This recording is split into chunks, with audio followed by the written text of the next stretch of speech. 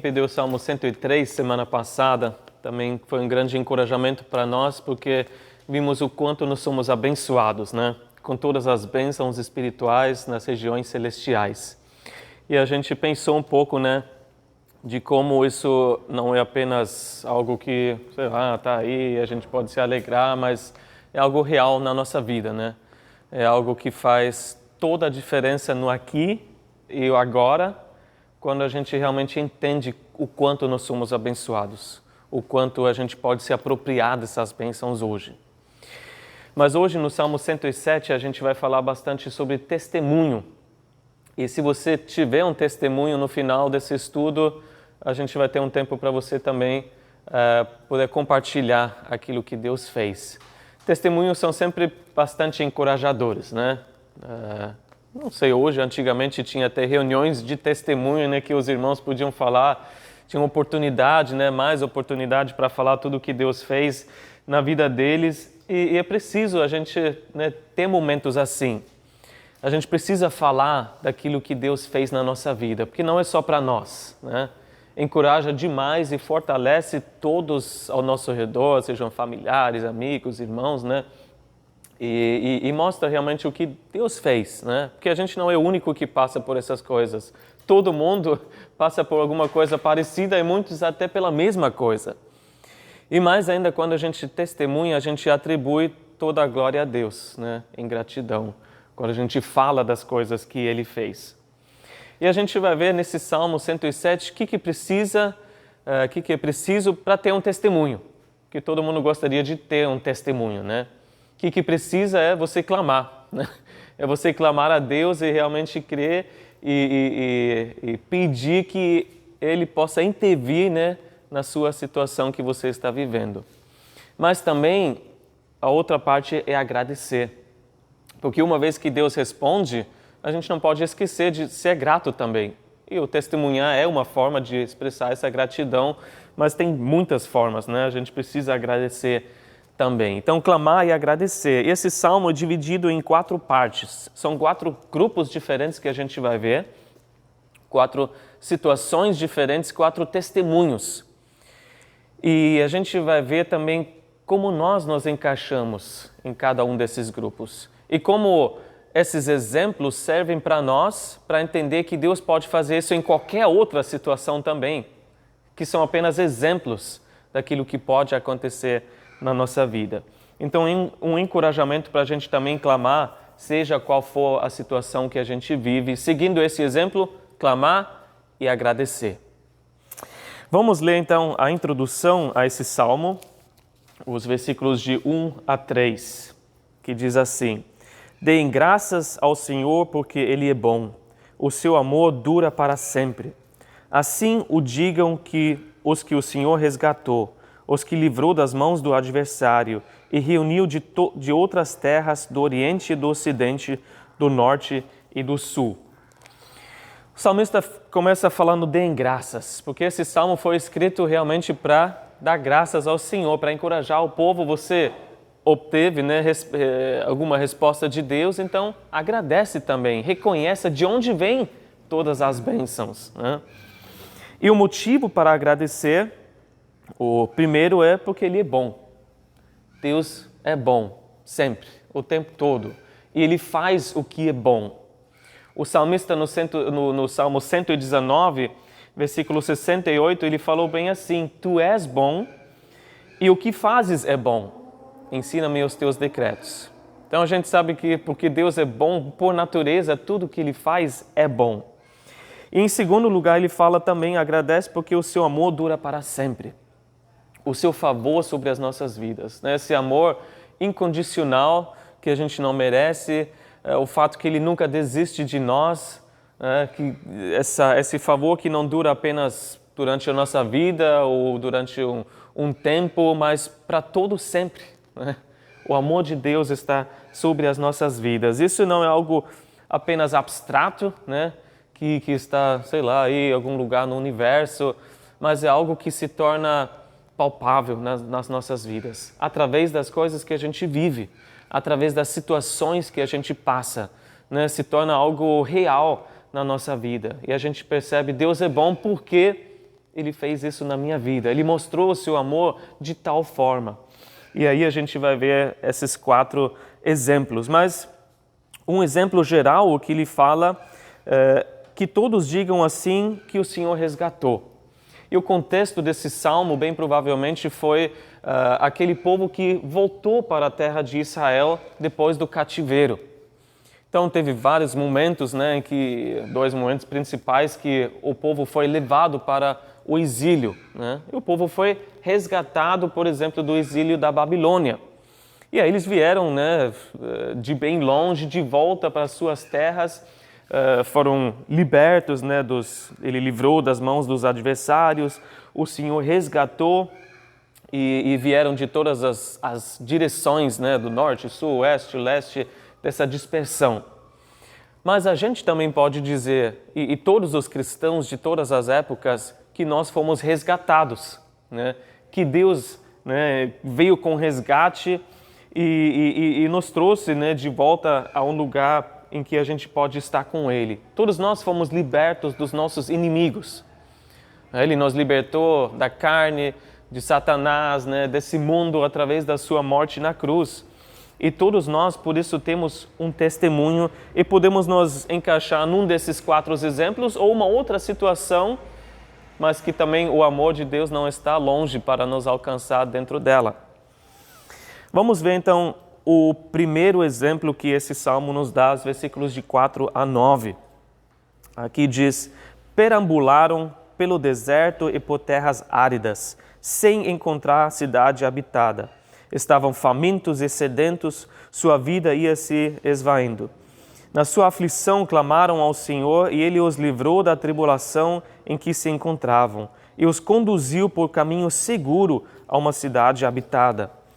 Que eles deem graças ao Senhor por seu amor leal e por suas maravilhas em favor dos homens, porque Ele sacia o sedento e satisfaz plenamente o faminto.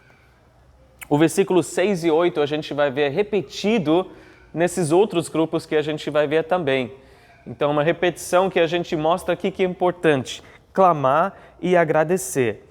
Mas qual foi esse grupo, né? Os cativos, obviamente, passaram, né, fizeram uma longa jornada da Babilônia para Israel, para Jerusalém, né? E eles perambularam por desertos, por terras áridas, por caminhos pedregosos, difíceis, né? Encontraram terras novas que não conheciam, né? Se perdendo no caminho. Era uma dificuldade depois da outra, às vezes passando necessidade, né? Fome, frio, sede e medo também, porque não encontraram um lugar seguro, não encontraram uma cidade em que poderiam, né, se refugiar. E todos nós éramos assim antes de encontrar Jesus, né? Nós perambulamos, né, pela terra sem rumo. Nós ficamos, né, solitários muitas vezes, sedentos e famintos, né, por uma vida plena. Parecia que a gente andava em círculos, né, dando uma volta por si mesmo e sem saber para onde ir.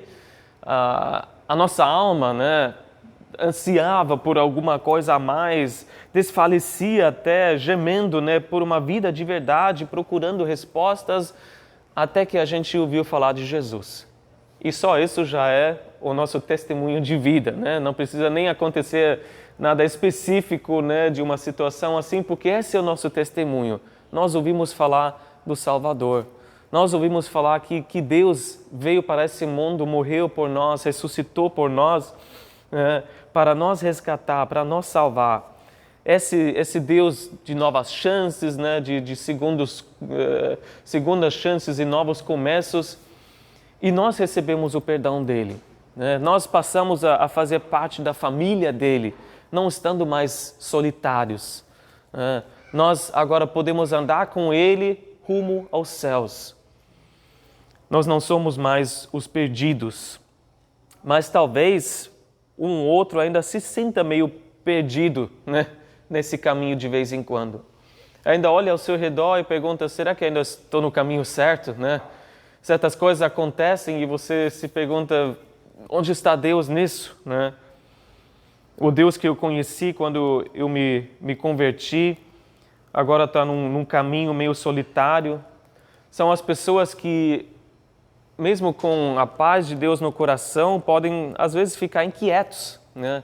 Perambulando, indo de um lugar para o outro, de um emprego para o outro, às vezes de um relacionamento para o outro, né? Ou de uma reclamação para a outra, porque de alguma forma esqueceram que só Deus satisfaz. Aquilo que a gente entendeu quando a gente se converteu, de repente se perdeu um pouquinho no meio, né, dessa caminhada por causa das dificuldades, o que seja, e a gente esqueceu que só Ele pode dar a plena satisfação.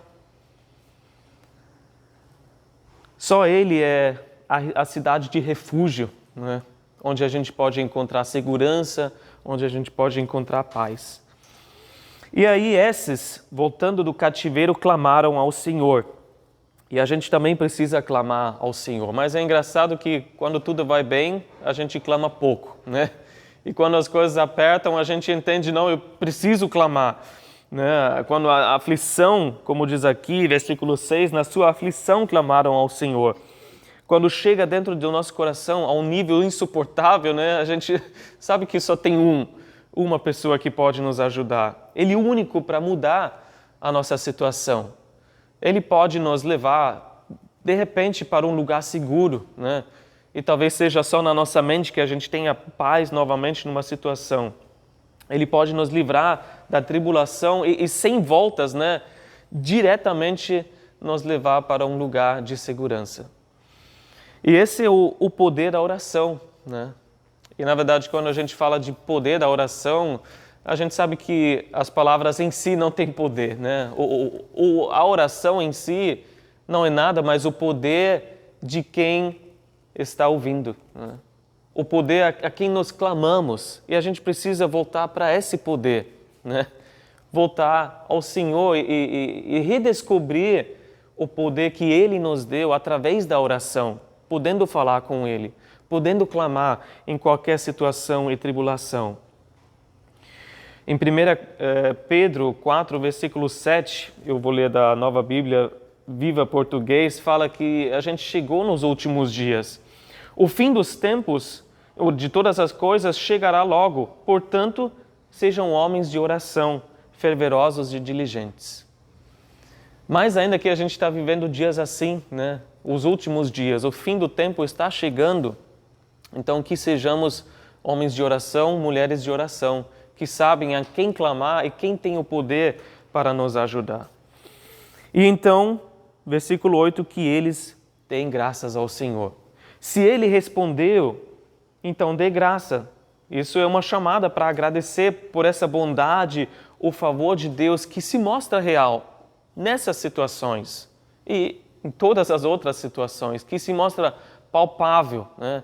Que se mostra verdadeira na nossa vida. E todos aqueles, você e eu, que nós experimentamos que Deus satisfaz, que Ele dá palavras de vida, né? Que você não tem mais dúvida que você está no caminho certo, né? Ele te dá a certeza que Ele está contigo, Ele te dá segurança, Ele satisfaz os nossos desejos, às vezes por justiça, né? Ou desejos por alguém, né? Um relacionamento, alguém próximo de nós que possa, né, passar por tribulação conosco, sede por reconciliação ou por uma vida plena, Ele pode dar.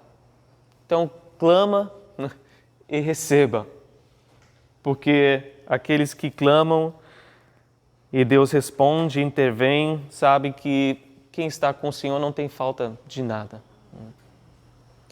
Vamos ver o segundo grupo agora, os versículos de 10 a 16, que fala daqueles que estão presos. Assentaram-se nas trevas e na sombra mortal, aflitos, acorrentados, pois se rebelaram contra as palavras de Deus e desprezaram os desígnios do Altíssimo. Por isso, Ele os sujeitou a trabalhos pesados. Eles tropeçaram e não houve quem os ajudasse. Na sua aflição, clamaram ao Senhor e Ele os salvou da tribulação em que se encontravam.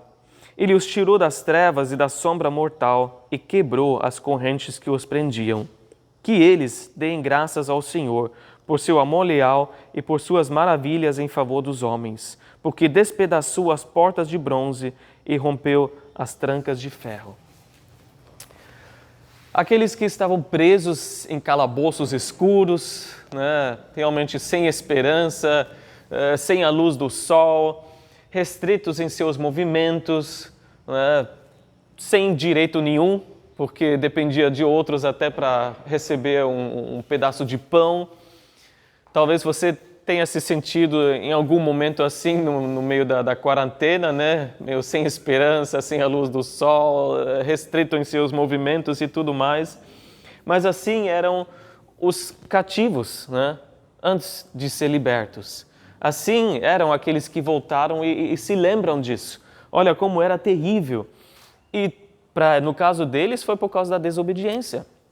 Eles foram ao cativeiro porque se rebelaram contra a palavra de Deus. Não quiseram saber.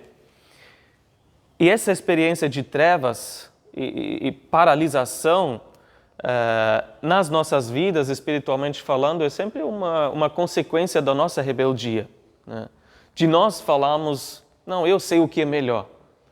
Eu vou desprezar essa instrução, esse conselho que vejo na palavra de Deus, porque eu sei na minha situação como que eu vou resolver isso.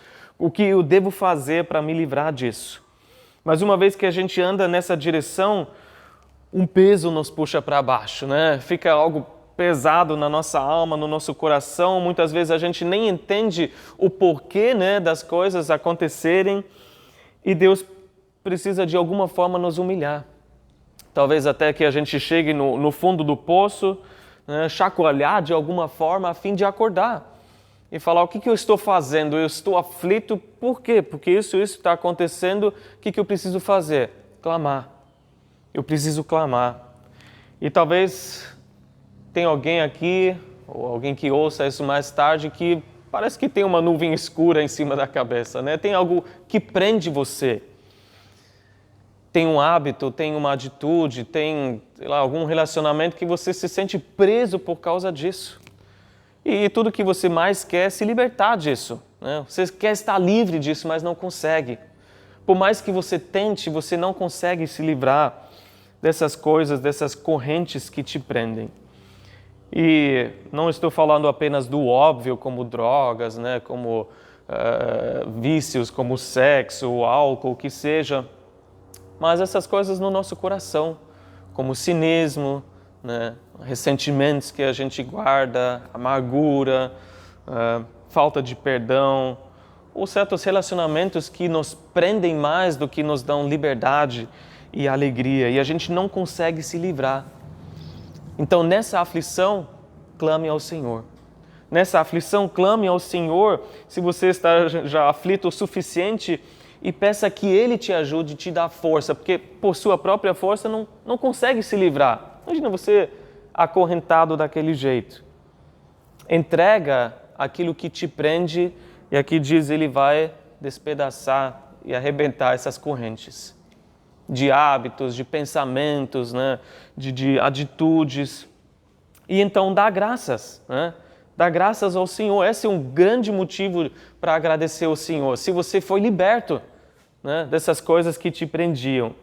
E aqui diz que Deus despedaça aquilo que nos prende. Ele, quando começa a agir, ele faz isso de uma vez por todas, que nunca mais volte. Sabe aquele testemunho de ex-drogados, né, que muitas vezes de um segundo para o outro não tiveram mais vontade de usar drogas, né? Jogaram tudo na privada, deram descarga e pronto, acabou, né? É assim que Deus pode fazer na nossa vida. Imagina uma porta que se despedaçou. Você não consegue mais remontar essa porta. Já era. E Deus vem e quebra essas coisas dessa forma. Ele desfaz tudo que tem tanto poder que a gente nem imaginava que a gente poderia estar livre, né? Que parecia que a gente ficaria para sempre nesse vício, nessa prisão.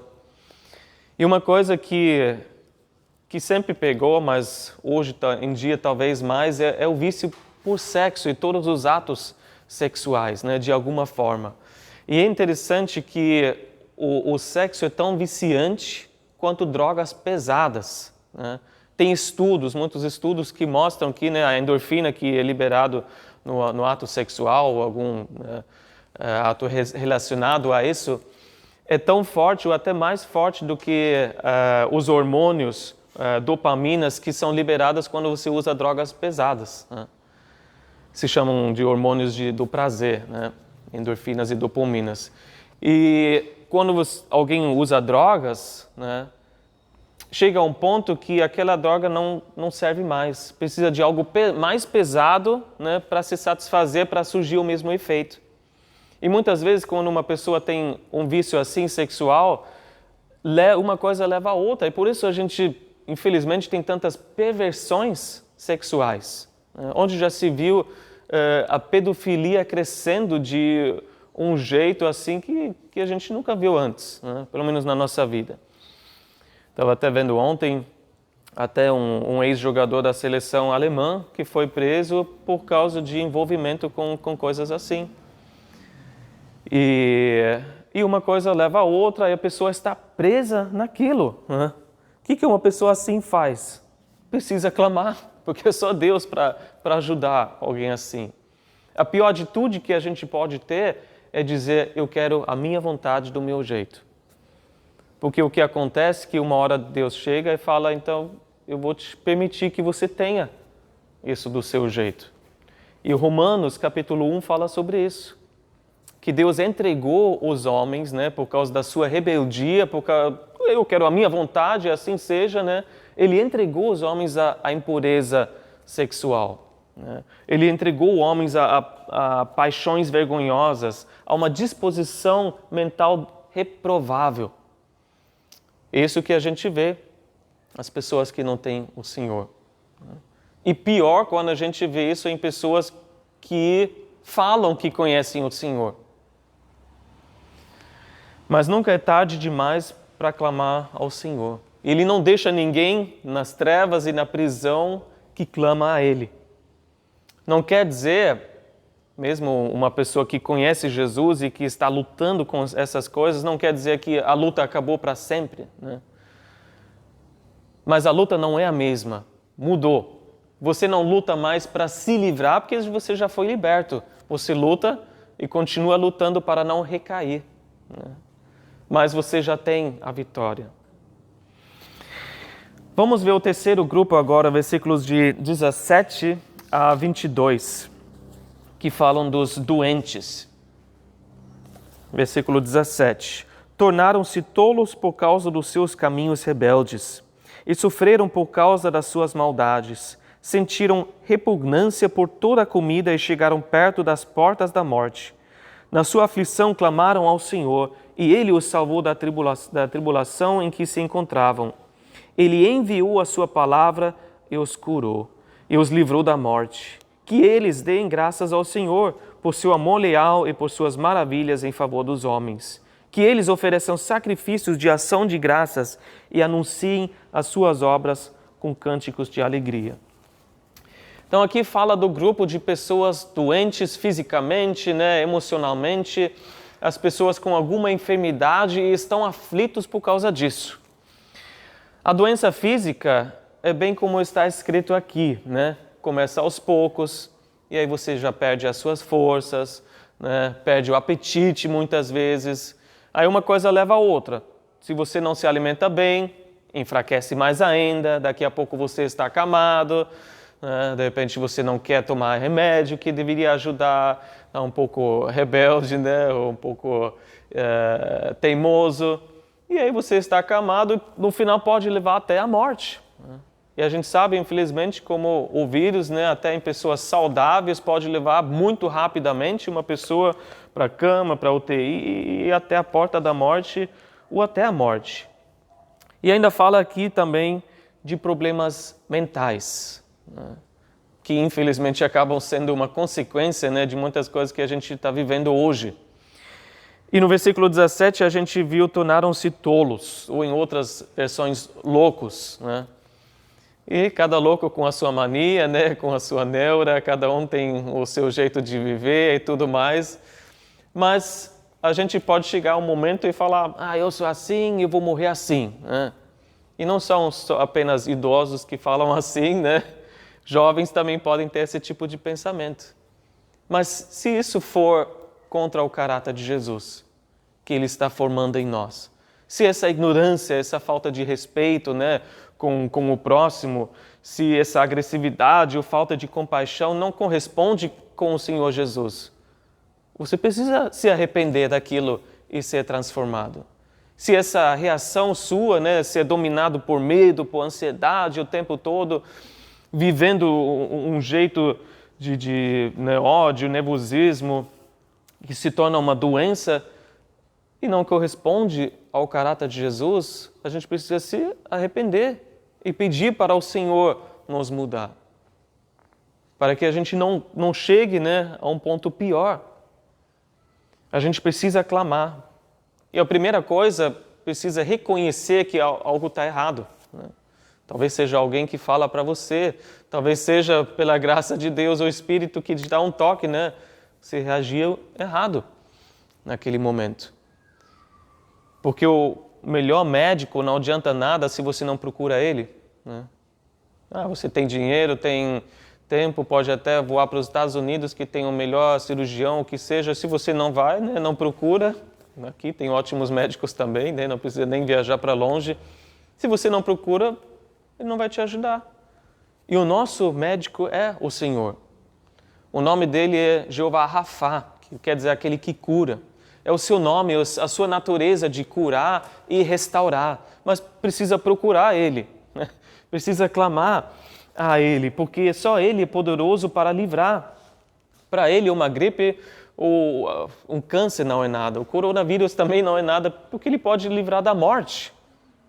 Ele tem todo o poder. E o que ele fez para nós, como disse, ele nos enviou a sua palavra, versículo 20. Ele enviou a sua palavra e os curou. Isso não fala apenas de uma palavra que corresponde à sua situação, mas isso fala de uma identificação plena com o sofrimento da humanidade. E a gente sabe quem é a palavra que Deus enviou? Jesus. Ele enviou Jesus para se identificar perfeitamente conosco. Deus homem que passou por tudo que qualquer ser humano possa passar em qualquer século. Ele sofreu por causa das nossas maldades, né? E ele nos mostrou que ele se identifica conosco, que ele não fica irritado quando a gente vem, né, para ele com as nossas enfermidades ou com as nossas manias e neuras, o que seja, né? Ele não fica irritado, mas vem ao nosso lado, põe o seu braço no nosso ombro e fala, eu entendo, mas vamos ver o que está causando isso, né? Vamos trabalhar juntos nisso. Eu vou te mostrar a verdade sobre a sua vida. E quanto mais a gente vê a verdade de nós mesmos, né, e dessa vida através da palavra, a gente é curado, a gente é liberto. João 8,32 fala, conhecerão a verdade e a verdade os libertará.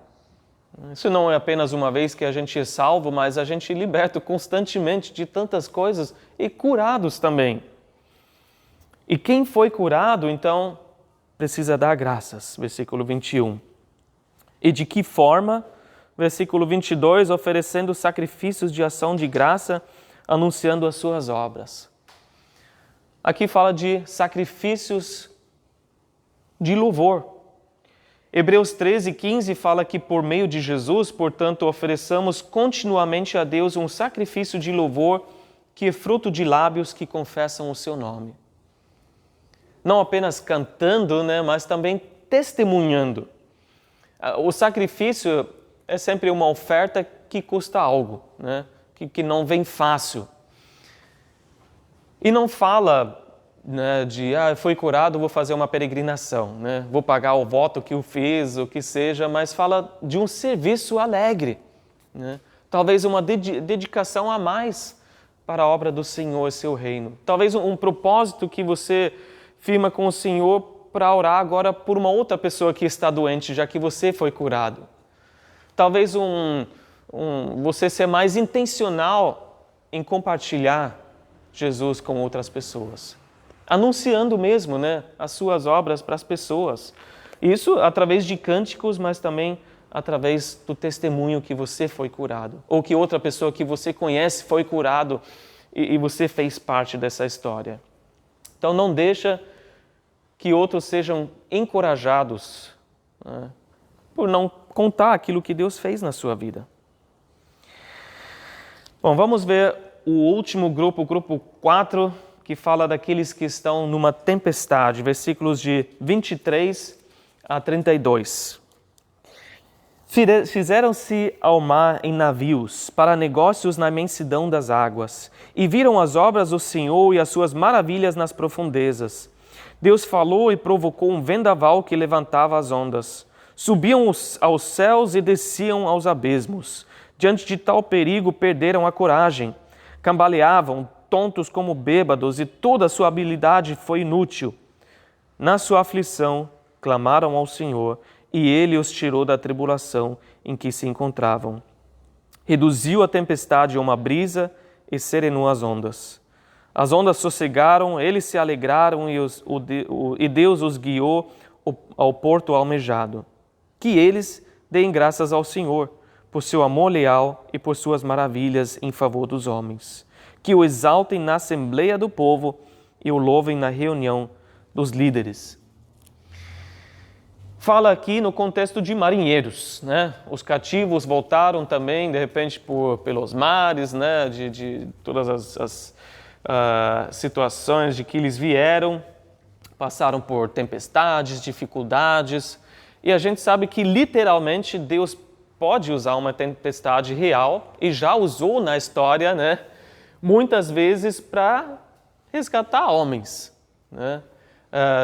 John Newton, aquele que escreveu, né, o hino A Maravilhosa Graça, era traficante de escravos, né?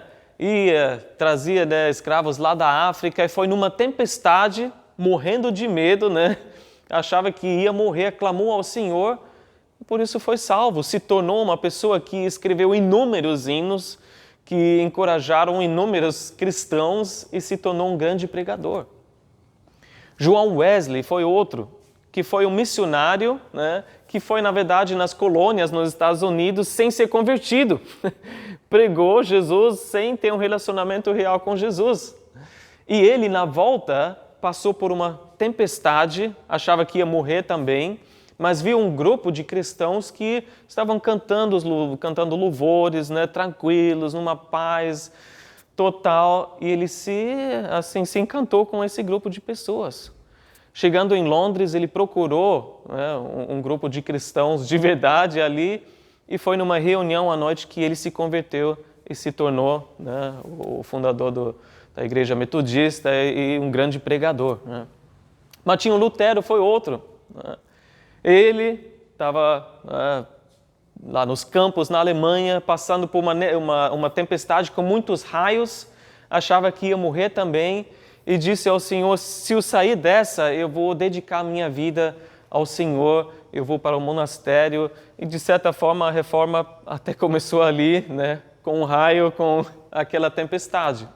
Deus pode usar tempestades de verdade, mas para nosso contexto, talvez, a gente pode focar mais nesses negócios, né? Comerciantes. Fala para todos os comerciantes que também passam por muitos perigos, né? Negócios pelos mares, né, pelo ar, pela terra, pela ferrovia, o que seja, né, tem perigos também. Tem as flutuações de câmbios, de preços, né, que hoje em dia estão mais subindo, né, do que descendo, mas do outro lado, de repente, descem ao extremo. Grandes flutuações, né, no mercado financeiro, mas qualquer mudança, principalmente com ações e tudo mais, qualquer coisinha, né, que acontece, sei lá na China ou em outro lugar, já pode mexer tanto que o seu trabalho não é mais o mesmo. Que de repente, como diz aqui, até se torna inútil toda a sua experiência, toda a sua equipe, né, bem treinada e qualificada, e você está à mercê, de repente, de uma força maior, de repente de grandes empresas, se você tem uma pequena empresa, né? De repente do governo que vai pedir coisa que você não consegue, né, cumprir, que não faz nem sentido. São tempestades que todos os comerciantes também passam, mas também são tempestades figurativas que todos nós podemos passar. Que a vida é como né? Alguém que está no mar, pode se levantar uma tempestade, um perigo, uma dificuldade. A gente pode ser julgado de um lado para o outro com uma força que a gente não tem o que fazer. O vendaval levanta circunstâncias difíceis, de repente a gente se depara com uma crise. O que a gente faz? A gente precisa clamar. Mais ainda porque o versículo 25 nos fala que foi o próprio Senhor que levantou esse vendaval. Deus falou e provocou. Mas se Deus fez, então Ele também tem uma saída. Ele também tem um propósito nesse vendaval que você está vendo, nessa tempestade que você está passando. Então clama ao Senhor, clama àquele que tem tudo no seu controle. E Deus pode acalmar a tempestade. Pode reduzir o vento a uma brisa, pode trazer completa bonança, né? Como Ele fez nos Evangelhos, a gente lê. E saiba que os ventos e as ondas ainda reconhecem a voz do Senhor, né? Ainda sabem quem está falando e obedecem. As circunstâncias obedecem ao Senhor. E Ele tem um caminho pelo vendaval, pode nos guiar diretamente para um porto seguro e transformar a aflição em alegria. Então, o que nós devemos fazer se a gente tem um testemunho assim? Deem graças. Como a gente deve dar graças? Aqui diz publicamente, né? Versículo 32. Que exaltem na assembleia do povo. Que seja na igreja, que seja numa reunião, que seja publicamente. Se Deus te livrou de um perigo assim, fala aos irmãos, né? Testemunha. Talvez tenha outras pessoas que estão passando pela mesma coisa. Porque Deus nunca tem apenas a gente em mente quando a gente passa por tribulação, por dificuldade. Ele pensa também nos outros que vão ouvir daquilo que a gente experimentou. E qual a conclusão, então, do salmista? Como é que Deus trabalha, né, em todas essas situações? Versículos de 33 a 43. Ele transforma os rios em deserto e as fontes em terra seca. Faz da terra fértil um solo estéril por causa da maldade dos seus moradores. Transforma o deserto em açudes e a terra ressecada em fontes. Ali ele assenta os famintos para fundarem uma cidade habitável, semearem lavouras, plantarem vinhas e colherem uma grande safra. Ele os abençoa e eles se multiplicam e não deixa que os seus rebanhos diminuam. Quando, porém, reduzidos, são humilhados com opressão, desgraça e tristeza. Deus derrama desprezo sobre os nobres e os faz vagar num deserto sem caminhos. Mas tira os pobres da miséria e aumenta as suas famílias como rebanhos. Os justos veem tudo isso e se alegram, mas todos os perversos se calam. Reflitam nisso, os sábios, e considerem a bondade do Senhor. Como é que Deus trabalha em todas as situações? Obviamente, Ele tem todo o poder para transformar a circunstância conforme a nossa necessidade. E a gente observa isso na natureza, né? Ele pode mudar tudo de um momento para o outro, né? Nada é difícil para Ele. Um rio seca, o outro transborda, né? Ele faz as coisas como Ele deseja.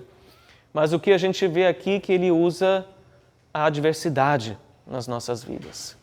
Principalmente se a gente se encontra em circunstâncias tranquilas, né? E a gente começa a depender mais das circunstâncias do que de Deus. Como nada é difícil para Ele, qualquer circunstância Ele pode mudar rapidinho para chamar a nossa atenção.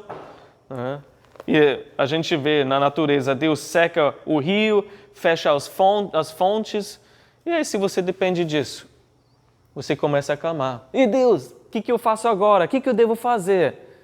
Ele vai falar, adora só a mim, busca, né, a minha face. Dependa só de mim, não das suas circunstâncias. Porque Deus não quer que a gente apenas desfrute das bênçãos e não se lembre mais daquele que nos abençoou. Qual a parte, né, vamos dizer assim, figurativamente falando, do corpo do Senhor que a gente está mais focado? Nas mãos que nos dão as coisas boas ou no seu coração. Muitas vezes as pessoas estão dentro das igrejas só focando naquilo que Deus pode dar, né? Me dá mais, me abençoa, mas esquecem do seu coração. Será que a gente só quer desfrutar da prosperidade, mas negligencia a sua vontade?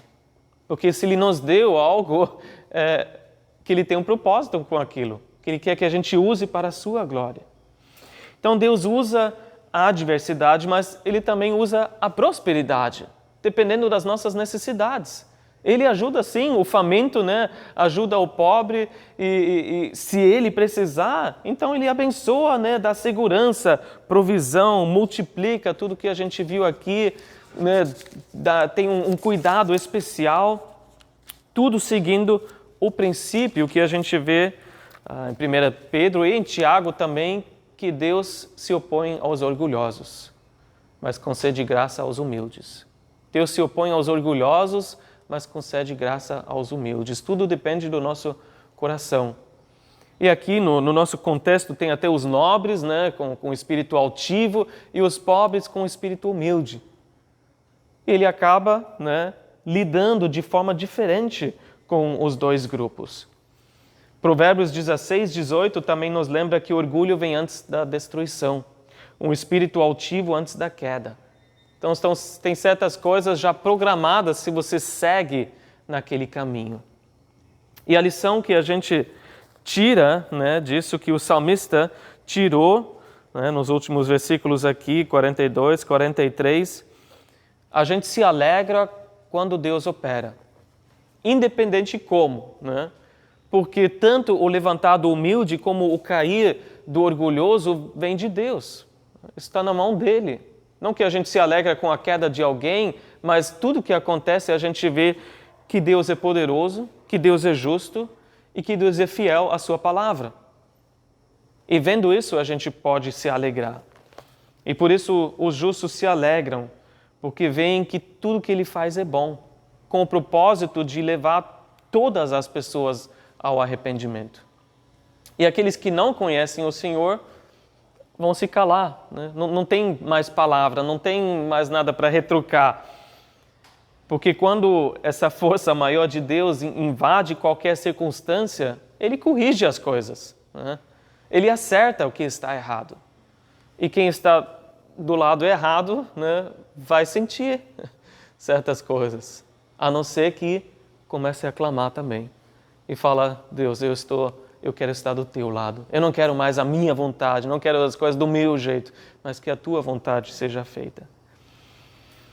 E o último versículo fala, considere. Nós devemos considerar a bondade de Deus. Nessas 4 situações, né, testemunhos que a gente viu, mas também lembrando que Deus é poderoso para fazer isso em qualquer outra situação. Então, seja que for a sua situação, se alegra, porque Deus pode fazer toda a diferença hoje mesmo. O que a gente precisa fazer? Clamar. E não esquecer de agradecer. Amém? Vamos orar. E antes do último louvor, se alguém quiser compartilhar algum testemunho, algo que aconteceu, para nos encorajar, né? Se isso aconteceu na sua vida, dê graças. Vamos ter essa oportunidade. Senhor, obrigado por esse salmo, Senhor, por momentos em que a gente vê que Tu se mostra de forma poderosa, Senhor. E obrigado, Senhor, que são momentos, testemunhos que a gente vê em que a gente pode se encaixar, mas talvez a nossa situação seja totalmente diferente.